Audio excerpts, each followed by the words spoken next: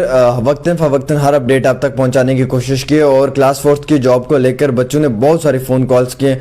हम ये मानकर चलेंगे कि लगभग 2 दिन से बच्चों ने सोने नहीं दिया है। 24/7 फ़ोन कॉल्स आ रही हैं और एक ही सवाल पूछा जा रहा है कि जनाब जो हमने अपने सिलेबस में देखा था उससे जो हमारा पेपर है वो आउट ऑफ सिलेबस आया।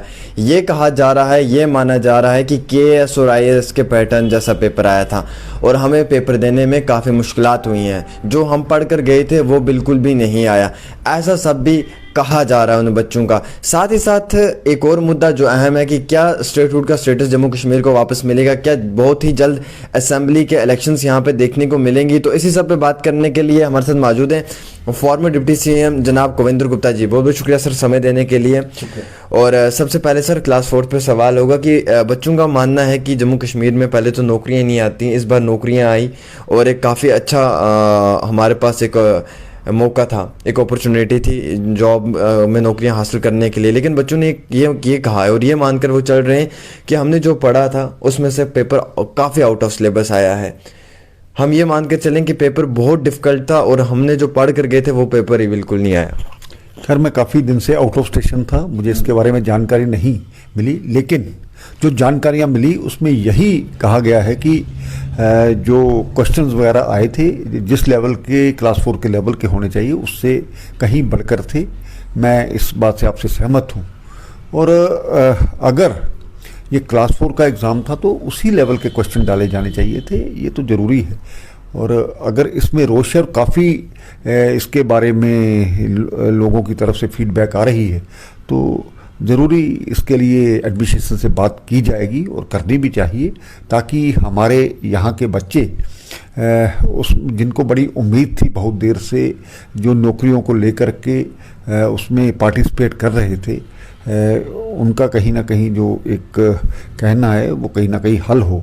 दूसरा ये भी मेरा कहना है कि अब उसका क्राइटेरिया क्या रहा मुझे इसके बारे में बहुत ज़्यादा जानकारी नहीं है, लेकिन अगर क्लास 4 का पेपर था तो उसमें MA पास लोग या दूसरे इस प्रकार के लोग नहीं आने चाहिए थे, उसी लेवल के लोग आने चाहिए थे, जैसे 12th पास या इस प्रकार की कोशिश। बिल्कुल यहाँ पे ये भी सवालिया निशान उठाया जा रहा है कि मैक्सिमम बच्चे जो थे वो ग्रेजुएशन बेस के थे जो पेपर दे रहे थे और पेपर के एग्जामिनेशन हॉल में बच्चों ने उन्हें खुद देखा। अब लेवल 4 की नौकरियाँ हैं, ग्रेजुएशन बेस के बच्चे आ रहे हैं, पेपर आउट ऑफ सिलेबस आ रहा है, तो बच्चों के लिए तो एक मुसीबत ही बन चुकी है। क्या सर आप इंतजामिया से बातचीत करेंगे, उसके ऊपर एडमिनिस्ट्रेशन से भी बातचीत होगी? क्या भाजपा के अंदर इस वक्त आपका एक बहुत बड़ा वजूद है और इसी सब को लेकर चलते हुए क्या आपका फर्ज बनता है यहाँ पे बात करना? बिल्कुल सही बात है। एक तो पिछली सरकारों के होते हुए मैं ये साफ कहना चाहता हूँ कि जिस प्रकार से नौकरियाँ यहाँ पर आनी चाहिए थी उससे हमारे लोग कहीं ना कहीं वंचित रहे।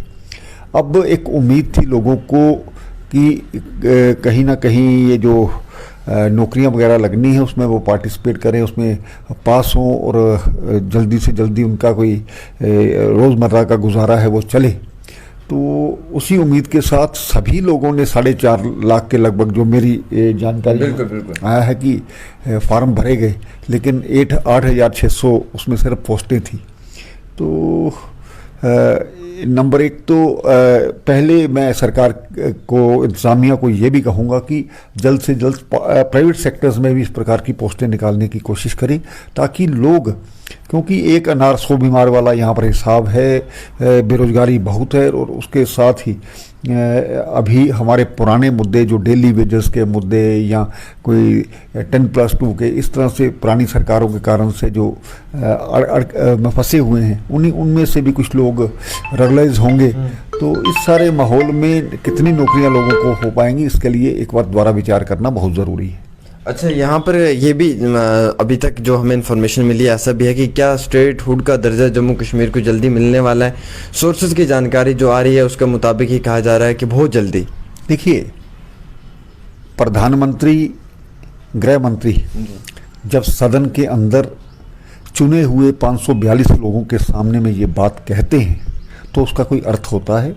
कुछ विशेष कारणों के कारण से ये जो स्टेटहुड लॉ एंड ऑर्डर के मसले के कारण से वापस लिया गया था धारा 370 के बाद, तो जल्द स्टेटहुड यहाँ पर मिलेगी। भारतीय जनता पार्टी सरकार का वादा है और जो वो कहते हैं वो वादा पूरा करते हैं। रिस्टोर करने के बाद क्या हम ये भी मान के चलें कि बहुत जल्द असेंबली के इलेक्शंस भी होने वाले हैं? देखिए, असेंबली इलेक्शन तो होने ही चाहिए, काफ़ी समय हो चुका है और मुझे लगता है कि इस दौरान बहुत से ऐसे काम जो जल्दी किए जाने चाहिए थे किए भी हैं। बहुत सी चेंजेस जम्मू कश्मीर में आई हैं, उस सब को देखते हुए इलेक्शन होना जरूरी है। ब्यूरोक्रेसी से लोग सेटिस्फाइड नहीं हो पाते और आज ज़रूरत है लोगों को चुना हुआ नुमाइंदा मिले। जिस प्रकार से पंचायत के, बीडीसी के, डीडीसी के इलेक्शन हुए, इस प्रकार से अब इलेक्शन कराना संभव है और उम्मीद है कि इसी साल इलेक्शन डिलिमिटेशन के बाद हो जाएंगे। क्या लगता है कि सर डीडीसी के बाद अब खानदानी राज जो है कश्मीर के अंदर मेन स्ट्रीम पॉलिटिकल पार्टीज का वो खत्म हुआ है?